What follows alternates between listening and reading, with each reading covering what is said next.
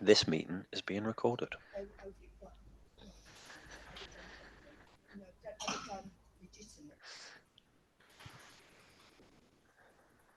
And we're at 2 o'clock, so we'll probably give it a minute or two for the stragglers, shall we?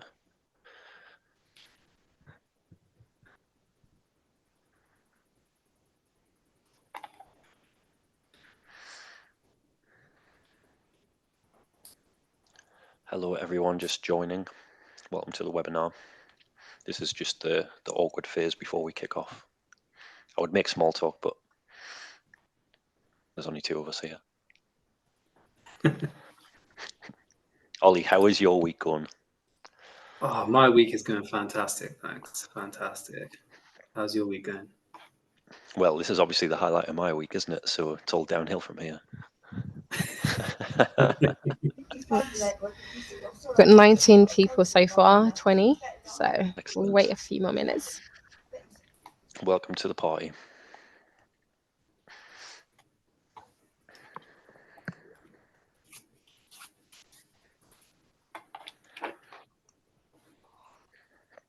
If anybody is a fan of novelty mugs, I have my Robo Cup with me today.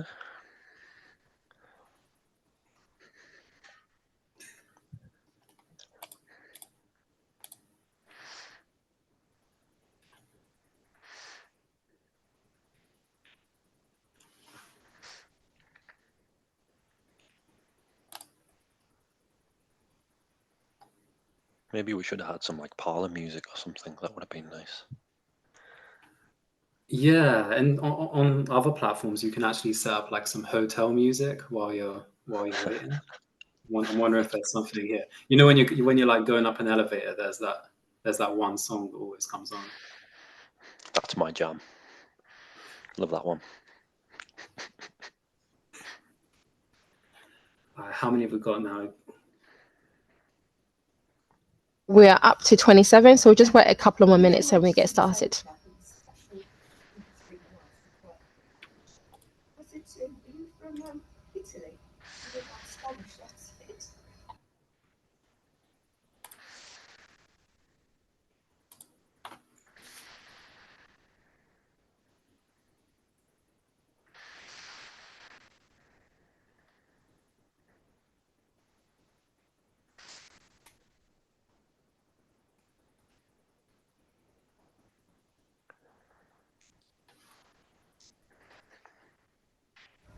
Nice. We're on 29 so far. Thank you all for joining. That's good.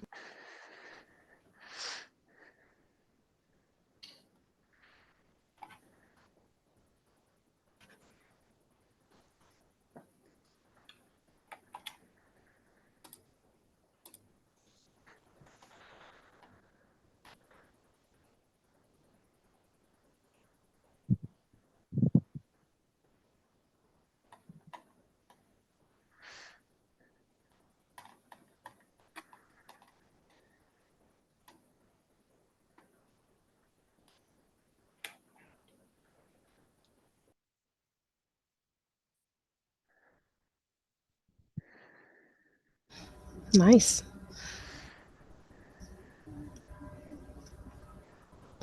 Should we get started? I think you're on. Got past. Sounds good. Cool. So thanks everyone who has joined for the live presentation, and then everyone who's going to watch on demand as well. Very exciting. Today you have myself, Chris, and we also have Ollie and Karen on the call. Karen will be kind of doing the housekeeping, fielding questions and stuff like that. I only have one screen in front of me, so if anyone's trying to ask questions or raising the hand or anything like that, I can't see it. So Karen, that's your responsibility. But yeah, so the letters on the screen, B2BMA Nirvana. The original working title for this was Out of the Box B2BMA Nirvana by MarCloud for Marketing Cloud Account Engagement powered by Pardot. But we did run out of characters, so we had to shorten it.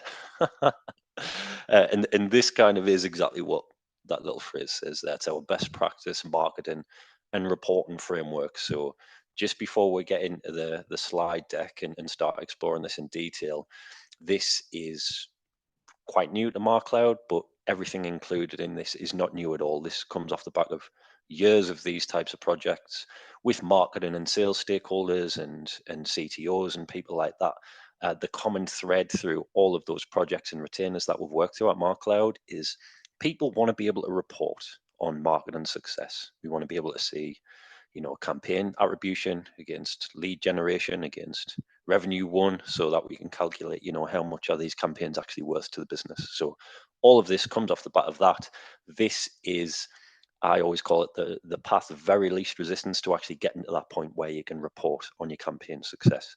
So without further ado, get into this kind of obligated forward-looking statement slide. I always say these on Salesforce presentations. I thought we'd put our own in.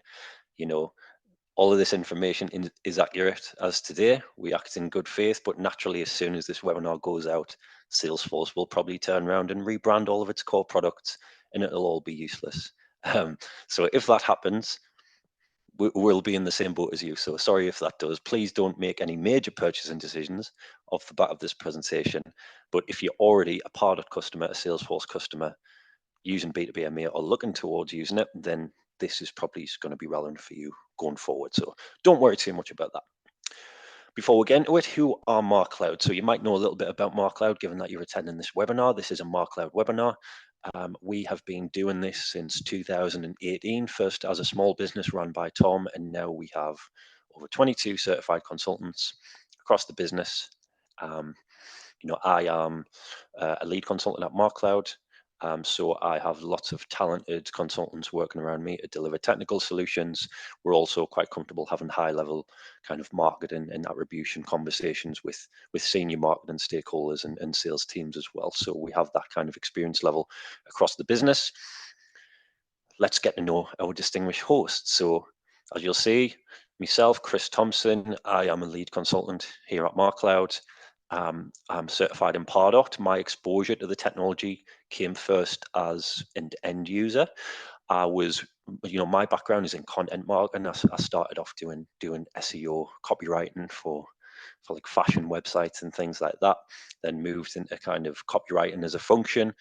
Was working for a recruitment business. We implemented Pardot and got exposed to kind of the type of tools that I was using disparately all those years, using 5 or 6 different tools to pull together insights that Pardot can just do in one panel. So naturally, I fell in love with the technology straight away, and I've kind of worked in marketing automation ever since, primarily in Pardot, a little bit in HubSpot, but primarily in Pardot and Salesforce. Yeah, so that's kind of my background, and I'm also joined by a very talented member of the team, Ollie Dodd. Ollie, would you mind introducing yourself a little bit, please? Yeah, hi everyone. I'm Ollie. I'm also a lead consultant here at MarCloud. I've worked with Chris on various projects, especially to do with what we're going to be discussing today. Before I was at MarCloud, again, similar to Chris, I came from a background of marketing. So I actually worked for a variety of consultancies before, where we were using Pardot internally, and that's kind of how I started out as an end user. And then from there, I grew to love the technology, and that's how I got to where I am today. Lovely stuff, Ollie. Cheers. Feel free to add us on LinkedIn if you want to discuss anything in this presentation on a more informal basis. There'll be call to action throughout the presentation for you to get in our sales cycle. But if you ever just want to have a chat about attribution modeling or anything like that, I will 100% ignore your LinkedIn message. So what is B2BMA Nirvana? As I said, the path of very least resistance to getting your reports just working, sorted. Really what it is, it's a best practice framework. It's a series of key initiatives in which in each of those key initiatives there are deliverables, things that we will work through with you. We'll hold your hand all the way through that. We can kind of tailor the approach around you depending on where you are on your journey. All of this is kind of, we have this kind of North Star idea of we want to work backwards from those reports. We want to fix the data so it actually gives you those reports that we're looking for now.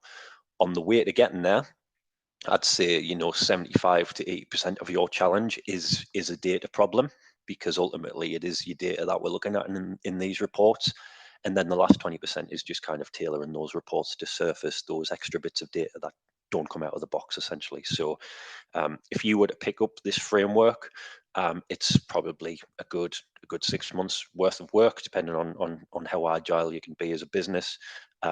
Checkpoints throughout to review your progress, very detailed guidance from us, and technical solutions that we've developed over the years that you would presumably have to go away and pay a developer to do, or find the resource in-house. We've built all of those solutions already, so that's kind of the extra value add you get as well. But I'm getting to that a little bit later. First of all, I just want to show you the typical way that we would report in Salesforce and Pardot. If you've worked in this tech ecosystem for long enough, then you'll know what you're looking at here. This is a Salesforce report. This is a campaign members report. And then recently, Salesforce introduced this new kind of, I guess it's a flagship report and product in B2BMA. And the value that you get out of these reports out of the box is that you'll get a good overview of high-level marketing metrics to do with engagement. So, email opens, link clicks, form engagement, and things like that. So all of your engagement is within this engagement dashboard in B2BMA.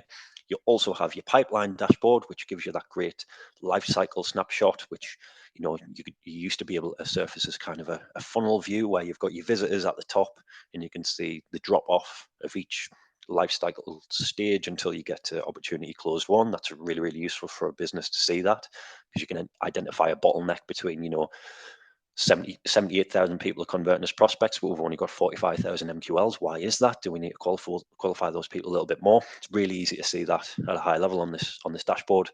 You can also get a view of your lead source, which lead sources are these prospects actually coming from. You can see it on a campaign level. You can even see, these insights on an account level as well. So that's really, really useful. And then this is kind of the holy grail to us marketers. This is the B2BMA multi-touch attribution dashboard, where you can see campaign attribution, the revenue that's been won off the back of influenced opportunities from these campaigns. And if you record your campaign spend, you can actually get that return on investment calculation at the end as well. So this is a fantastic report in itself. B2BMA is a fantastic reporting suite. You get 5 dashboards out of the box that we tend to use, and obviously Salesforce reports, we've been using those for years in the Salesforce ecosystem. So that's kind of what we have right now. These are brilliant to use.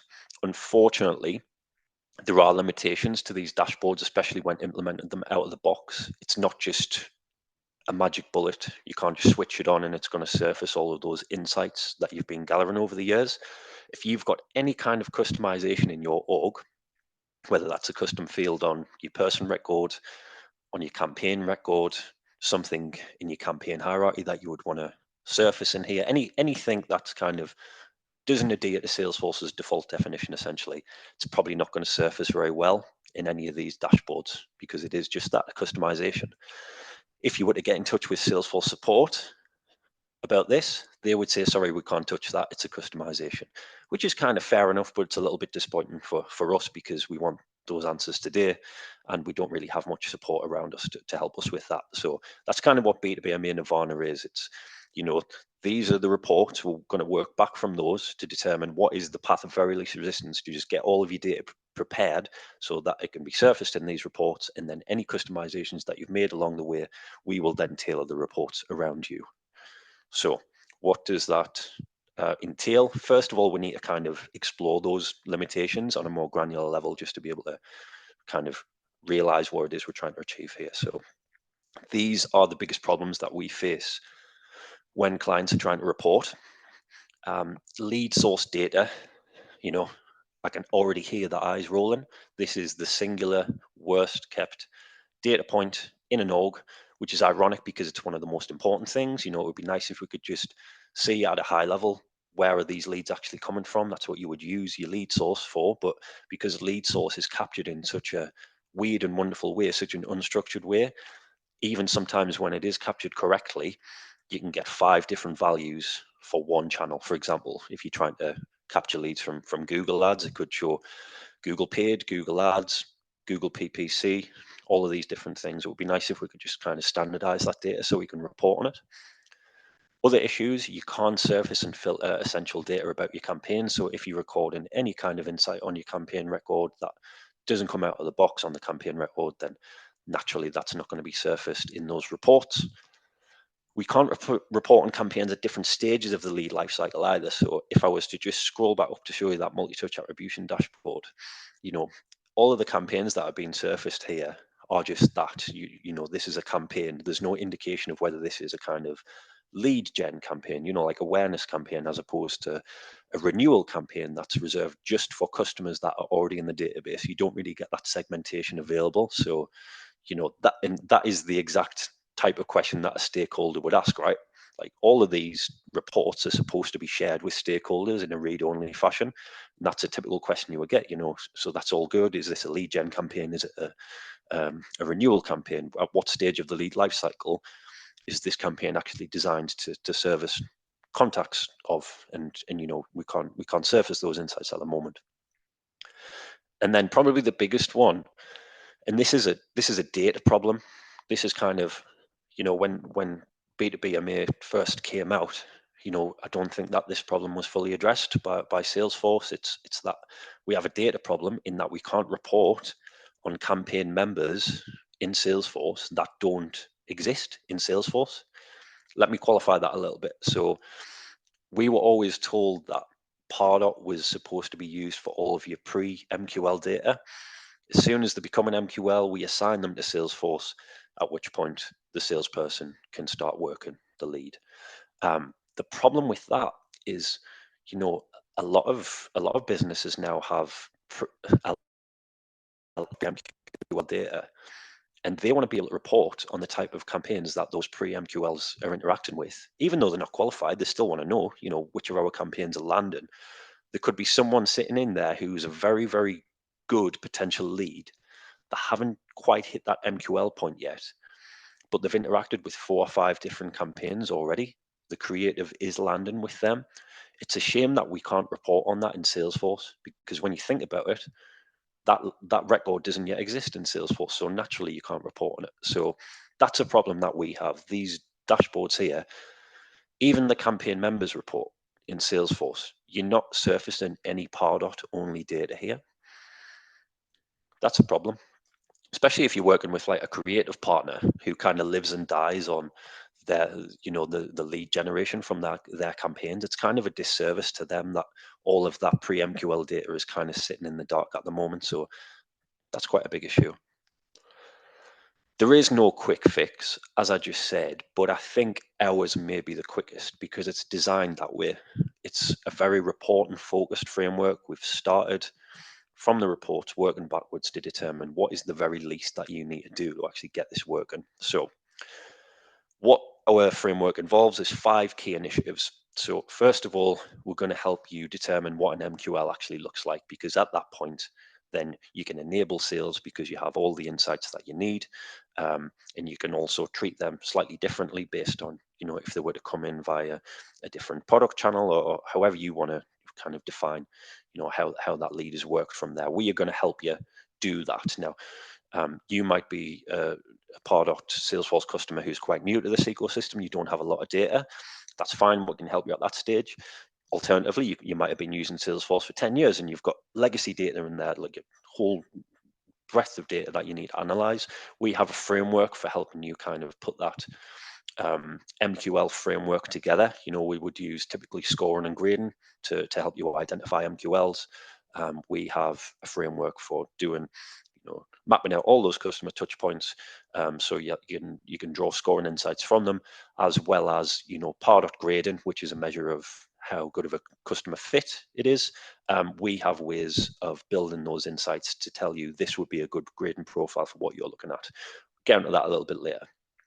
We also want to fix your lead source and campaign data, because naturally, if that data is bad, the report is going to be bad. Attribution modeling, very, very important. This is something we spend a lot of time on with our customers. This is because all of your customer touch points need tracking, and they need tracking in a way that we can report on it, not just on a field level, but on a campaign level as well. So there's a little bit of automation that needs to happen in the middle to facilitate that.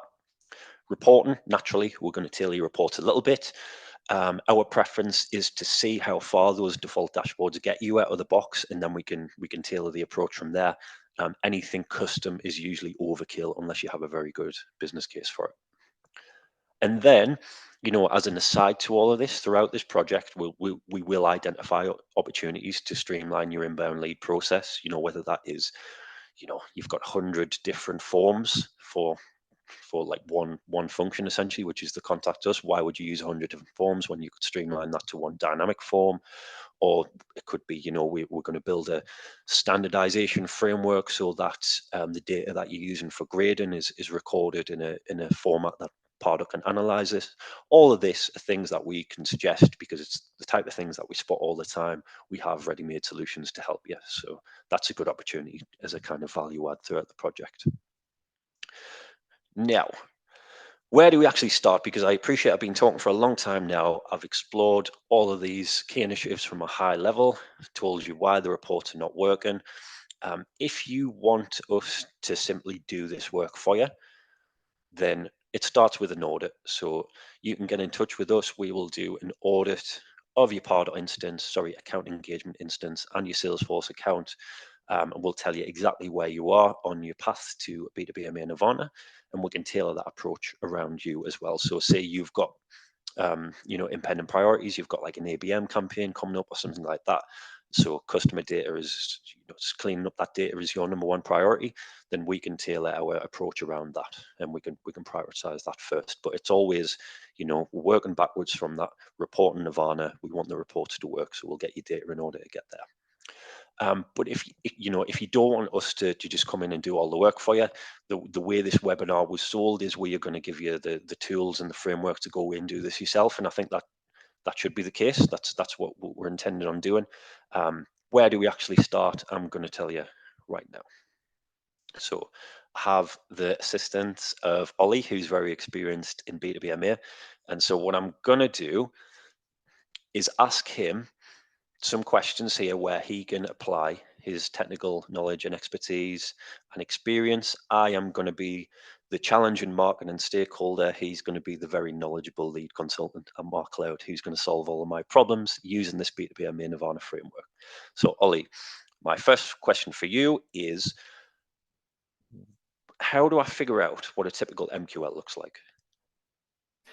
Yeah, that's a great question. So typically in the past, I think a lot of companies and even us here at MarCloud, we would go by scoring and scoring categories. And when a prospect hits a certain scoring threshold, then we automatically make them an MQL and get them into Salesforce. But what we're actually seeing now is a move away from scoring and scoring categories, and grading becoming a lot more prominent in our MQL criteria. So in order to find our actual grading criteria, there's a couple of things that you can do. If you've got historical data in Salesforce, let's say, for example, last year you closed 400 opportunities. What I would do is you basically have a lot of data there that you can work with. So I would produce a Salesforce report and then find the contacts related to those opportunities. So they're called contact roles. I would highly recommend you start using them if you're not using them already. But I would get all of them together in a report and find the similarities between them. So maybe there's a certain range in terms of their annual revenue. Maybe their industries are fairly similar. You're going to start to find these commonalities. And then what you can do from there is translate them into grading criteria.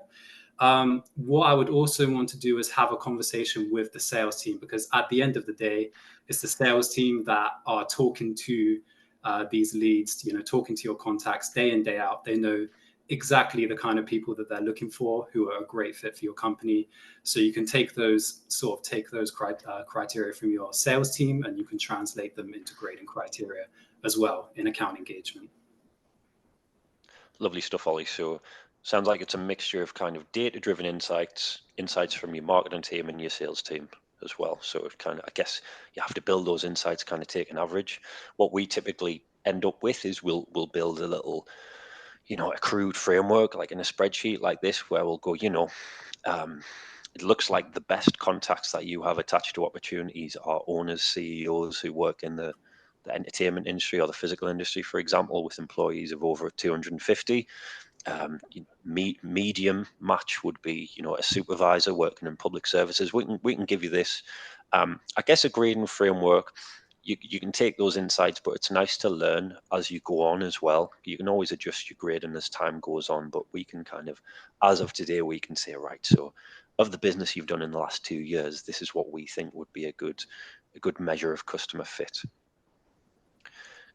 And I guess the output of that is you'll end up with something that looks like this. So if you've used grading in Pardot before, you know what you end up with. You end up with the grade. You can then decide, a grade of B is my MQL threshold. I consider that marketing qualified because we know that Mr. Burns, he is the owner of a physical industries company. He owns a nuclear power plant and he has over 250 employees. So he is a good match for us. It looks like that would be a viable deal for us. But I guess when we have that, we know that we've got Mr. Burns. We want to push him to the sales team so they can start working this lead. How would we actually go about assigning Mr. Burns to the sales team? Yeah, so as Chris said before, we've already established that not assigning them to Salesforce is a problem because you're missing out on the data in terms of their journey of becoming an MQL. So in terms of assigning leads, what we would recommend here at MarCloud is that as soon as a prospect comes in, you put that prospect through some kind of spam validation test, just making sure that they don't have a junk email or something like that, just something very simple. Once they pass that spam validation test, we want to push them immediately to an unqualified queue in Salesforce. So you can kind of think of this as like a holding ground of your pre-MQL data. It's just to basically make sure that they're in Salesforce and we can track all of their touch points, as we're marketing to them and nurturing them towards, an opportunity, essentially.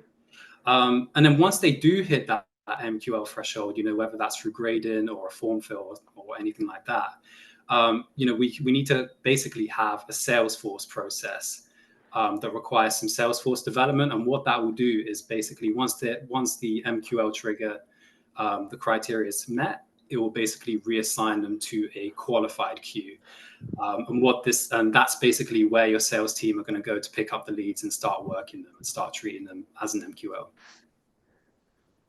Good stuff, Ollie. Yeah, this is something I've experienced frustration with in the past because in Pardot you can't reassign a prospect. Once they've been assigned, that is it. Even if you've got an automation rule to assign them based off a certain criteria or whatever, it's just not going to happen because that happens in Salesforce.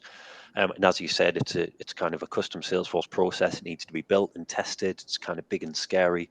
Obviously, we've done that before at MarCloud, so it's not as big and scary for us. We have that solution kind of off the shelf. You could buy that off us at any time. So a bit of an upsell there, but that is the case. And I guess the impact of this is that then you can be confident of being able to report on campaign members at any stage of the lead life cycle, because as Ollie said, you've got your unqualified queue, which is essentially your kind of holding ground for any prospective MQLs, and then you've got your qualified queue for people who have actually hit that point of MQL. We also have a few clients who like multiple points of MQL. I think that's a very modern way of looking at it. I agree with that. We have processes for that as well. So if you would consider, a fresh campaign membership as a fresh MQL, then we can measure that and make sure that your lead reassignment process references that additional MQL as well. Now, Ollie, you mentioned there about tracking customer touch points. And as I said, we spend a lot of time with clients on this because it's kind of, traditionally UTMs, it's a very poorly managed process, especially if you have advertising partners, creative partners. It means you have to have a shared spreadsheet. You all need to know what those standardized values are. You need to have a scalable plan for if a new campaign crops up at a day's notice, what are the tracking values going to be, and then obviously capturing that tracking through a form, automating it in a way that you can actually report on this on a campaign level is very, very challenging. So would you mind just running through from a high level what's the optimum way for me to track all of those customer touch points? Yeah, so if we just take a step back a bit, the kind of baseline of what we want a really good campaign hierarchy and campaign structure. That's what we really need here. And each campaign is kind of going to represent a customer touch point, a possible customer touch point. So Chris has got a really great example here. We basically got Duff Zero at the top, and then we've got all of the different channels of that campaign. And then we can go even deeper and say, okay, paid search, what platform is that on? Is that on Google or Bing? And what we can do here is align our UTM values to the campaign naming convention. And that gives us a really simple naming convention that we can follow. And it's just a really easy way to sort of track all of the touch points of your campaign. And then from there, we need to actually capture the UTM so we know what campaign they're a part of. So from basically what we need to do is capture them on the form, on conversion. And then not only that, we need to make sure it's captured on all touch points. So every single time they fill out a form, we're going to get the new values in, and we can find the campaign, and then we can assign them to that campaign. Good point, yeah, because that multi-touch piece kind of throws a lot of people off, because I guess if you consider a typical multi-touch journey where someone is interacting with 5 campaigns to get to that point of opportunity close 1 or whatever, then first touch is pretty clear. That's the first campaign they interacted with, the first bit of UTM data we captured. And then every last touch from there, if it's captured, at the end of those 5 campaign interactions, you're going to be left with your first touch and your last touch. But those 3 touches in between those 2, which were at one point your last touch, but are now not your last touch, that data is kind of lost. So how would you recommend that we kind of hold on to that data? Yeah, it's a really good question, because normally once that fresh UTM data comes through, it's going to get replaced essentially every single time, on the lead or contact or person account record if you're using person accounts. So we need a way to track the unique values every time they submit a form and every time they convert. And you could maybe find some way, through field history tracking, but that's not going to let you see exactly which campaign that was associated to. So the way we like to do it at MarCloud, and the way we always recommend everybody do it, is by appending those UTM values, those unique UTM values, to the campaign member record of the campaign that those UTMs are associated to. Sorry, that was a little bit wordy, but essentially what we're aiming to do is every time they submit a form, we're taking those unique UTM values and then stamping them on the campaign member record.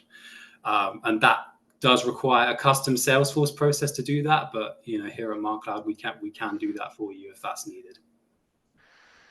Brilliant point. Yeah, so it's like, I guess it's like a 2-stage process. So we've got our UTM, convert via that, and then first of all we're associating, like, right, so they came from a Google paid campaign, so we want to add them to the Google paid Salesforce campaign. And when they become a campaign member, we're even going to take that a step further by stamping those UTM values on the campaign member, which means that, can I get all the way back up to the multi-touch attribution dashboard? There's quite a lot. I shouldn't have done it, should I? Should have just stayed where I was. Lost my place now.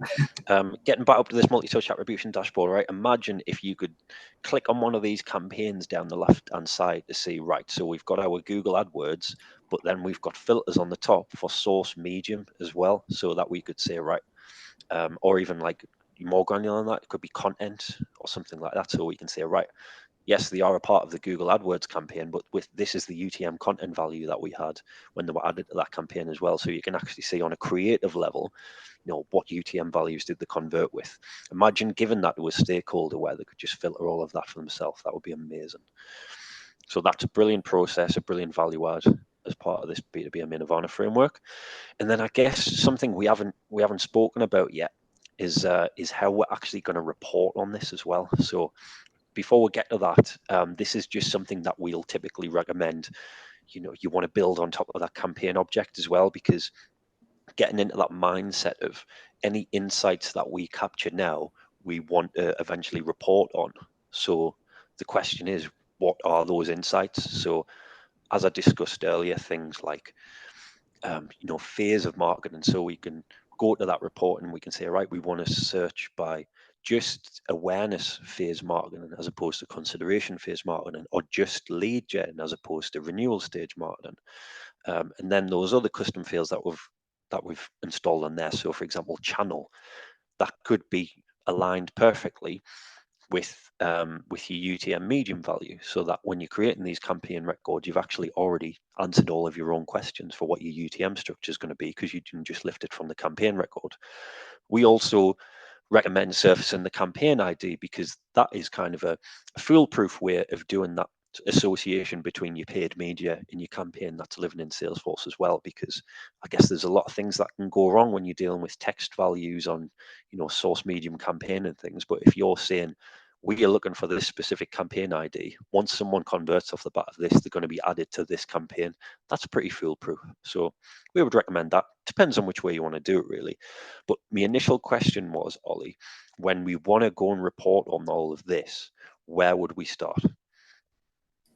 Yeah, so the traditional way of doing this, obviously, is going to be in Salesforce reports. So it will be a campaign members report, and you can see who's part of that campaign, who responded. You could maybe do a campaign influence report as well. But one tool that we really like, which is what this webinar is all about, is the multi-touch attribution dashboard. This dashboard should kind of be your one-stop shop for yourself, your marketing team, and all of your stakeholders, just to go and see exactly what is going on with marketing. Now, if you kind of follow all of the steps that we've just discussed in this webinar, the data is going to be really clean that's coming through, and it's going to be really accurate. Now, out of the box, it's already very powerful, but as Chris just mentioned there, you're going to want to add some custom fields to your campaign, like, for example, marketing phase, or channel, or something like that. Yeah, we can see some custom fields there, like channel or marketing phase. So out of the box, those fields are not going to be available immediately on the multi-touch attribution dashboard, but that's actually something that we do here at MarCloud. We can create a new multi-touch attribution dashboard, or just edit the one that's currently there and add those. So you can slice and dice your multi-touch attribution dashboard exactly how you want, exactly how your company needs to. Fantastic. Cheers for that, Ollie. I guess the distinction between these two reports that we see in front of us now is, your campaign members report is going to show you just that. I know, Ollie, you like to use a different report, like an influence opportunities report, a campaign influence report. Is that right? Yeah, that's the one. Mm-hmm. That'll show you at least influence opportunities, not just campaign membership. I guess the distinction between that campaign members report and your multi-touch attribution report is, multi-touch attribution report is only going to surface data where there's opportunity data attached to it. So if you want to see campaign members that don't necessarily have an opportunity yet, which you would absolutely want to see that, right? You would want to see, like, right, who's a member of this campaign coming from paid media, even if they don't have an opportunity, because they could always become an opportunity. So naturally you would want to see that. So use a campaign members report for that. If you want to see influence on opportunities from those campaigns, then you can use your multi-touch attribution dashboard. So that's a distinction between the two, really, but both really, really useful. So I guess, if to kind of round up what this framework, what is actually the value of this framework? There's a lot of stuff in it. There's a lot of steering material, but I'd say the thing that distinguishes this from things that you could just kind of go and find out for yourself, these are the things that MarCloud's kind of, our real value that I've added to this. We can help you decide what an MQL looks like, because we have the system for doing that. We know which reports to use. We know how to kind of mix those insights. This piece about assigning leads to a unqualified queue, and then that reassignment trigger, that's quite complex. That's something that we've built that we are really comfortable with now. So that's definitely a value add. The attribution modeling, as I said, can take quite a while with a client, but we kind of have our best in class framework now, where we'll say, right, this is what we tend to do with most of our clients. They tend to love it. You might want to tailor your approach slightly based on the fact that you're more of a product focused business, or you might be more of a kind of campaign focused business where you're working with creative partners, so you have these kind of micro campaigns or whatever. We can obviously alter that tracking framework around you. And then just that ability to align all of that tracking with your Salesforce campaigns. As Ollie said, it starts with a good hierarchy, and we could look at what you've done in the past on your campaigns and say, this is our best practice hierarchy, but for you, I would do it this way, and this is how you would align that with your UTM structure, and this is how you're going to automate campaign membership coming off the back of conversions attached to those UTMs as well. And then any kind of granular insights that you're capturing on your campaign record, this is how we are going to surface those on these dashboards as well. And then that last one, solving that problem where we can report on campaign membership pre and post MQL, as I've just demonstrated with those two reports there, and probably giving you too much information away really. That's how we do it. We're going to get all of your data into Salesforce first, build a campaign members report for reporting on everyone who doesn't have an opportunity attached to it, and then your multi-touch attribution dashboard for everybody who does, so that you can actually get that ROI calculation as well. If you need some support on working out your marketing spend, because I appreciate it can be difficult to quantify the expense of an email campaign, for example, we also have documentation on that. So calculating the cost of a marketing minute is one of our popular documentation, because everybody needs to know that so they can actually get that ROI calculation. Now, what is the end call to action of this? It's not just get in touch with me and Ollie on LinkedIn to be ignored. It is not sure where to start, request our B2BMA Nirvana audit. So there's a big funny looking image there, not quite sure what that means. I think if you hover your phone in front of it, then it gives you like a free gift or something like that. It's a QR code. Go and scan it, get your audit booked in. I'll do it personally. I'll do it for you. And then you get to meet me again. What a pleasure for you. So get that done, get your audit booked in. We'll tell you exactly where you are on your journey towards B2BMA Nirvana. There's another call to action here as well. Karen snuck this in at the last second.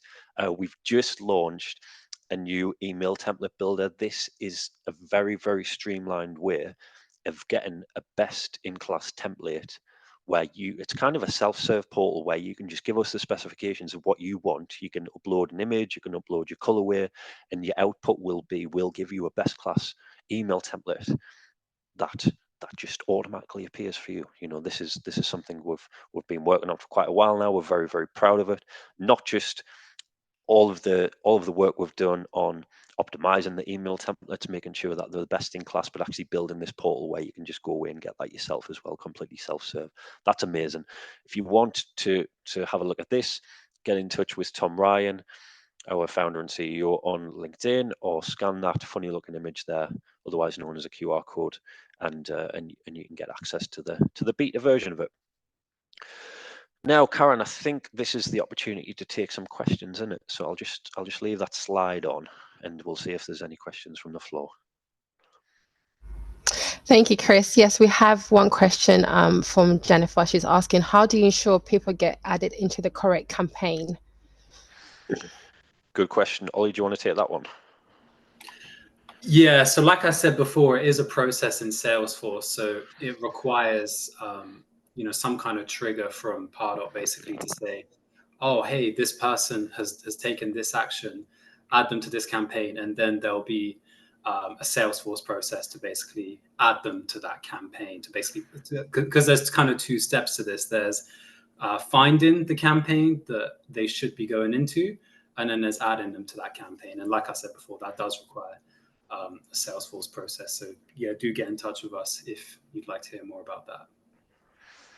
Yeah, this is kind of something that I was pushing for a long time when I was at MarCloud, and then when we finally developed it, it was like, right, every client wants this now because it just solves them so many problems. Traditionally, the only way you can add people to a campaign is via a completion action attached to a form or an automation rule or something like that. But what we are saying is, you convert with a given UTM, we are going to find a way to add them to that referral campaign. So if you would imagine someone comes through a contact us form, they get added to the contact us campaign. That's all well and good, but where did they come from? Our solution will reference those UTM values to add them to that relevant referral campaign as well. So you get that full view of the multi-touch journey based on how they arrived, how they converted, and then every conversion from there on the way to becoming an opportunity close one, hopefully. Nice, thank you for that. And another question from Mara: do you monitor rough UTM parameters like a referral or someone didn't type them correctly? Oh yeah, so that is a nightmare. That's why it's kind of half of this is contingent on you having a scalable, solid UTM structure that you can communicate across your internal team and any of your creative partners as well. So when I showed you before that we surfaced the campaign ID on the campaign record, that I guess that's kind of the most foolproof way of making sure that there is that direct alignment between the UTM values in your campaign record, because that is a kind of nonsensical ID that only makes sense to Salesforce. So it's got to be copied and pasted. So, you know, if you're setting that up, you just make sure that you copy and paste that value directly. Whereas if you told me UTM source equals Google, UTM medium equals paid, I could spell that wrong. You know, you don't know how stupid I am. I could spell that wrong. And then the whole process wouldn't work. So I guess that's kind of the balancing act that you've got to take. One, if you've got those explicit UTM values that are text values, at least you can kind of analyze that on a person level. You can look at a prospect record and say, oh, that's Google, that's paid. I, as a human, know what that means. Whereas if you were just surfacing the campaign ID from Salesforce, you wouldn't be able to know what that means just by looking at it. But Salesforce would know exactly which campaign record that relates to. So you might want to do either or do both. I guess the more UTM values you introduces more opportunity for error. But if at least one of them is foolproof, then at least you can be confident with that one, right? Nice. And we've got just one more question from Philip. Could you show that audit CTA slide with the QR code again, please? Oh, Philip, you have made my day. Scan away. Nice. Take a screenshot. You know what I mean? You can keep that. Nice. I think Brilliant. Do you have any questions, Karen? Are you going to ask us why I'm colours and shape? Actually, I have sorry, 2 mugs. Philip just said thank you. I have no questions. I think that was a wonderful demonstration of what B2BMA Nirvana does. So thank you both, Chris and Ollie, for that. Thank you, Karen. Nice. We don't have any more questions on here, but if anyone has any further questions, please feel free to contact any one of us on the call today. Brilliant. Thanks, everyone, for your time. Really appreciate it. And cheers, Ollie, for your valuable insights. Cool. Thanks, everyone. Thank you.